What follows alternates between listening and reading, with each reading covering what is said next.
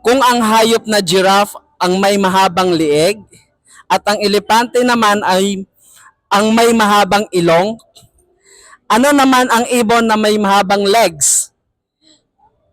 Ano tong flamingo? 10.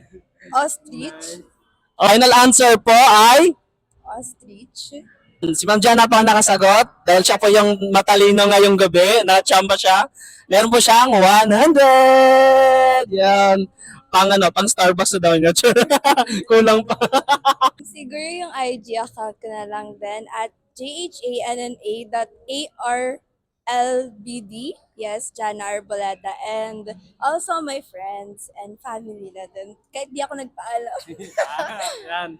So, follow niyo po kami sa aming official Facebook page, Host Randy Mix and Match Your TV Philippines. Thank you so much.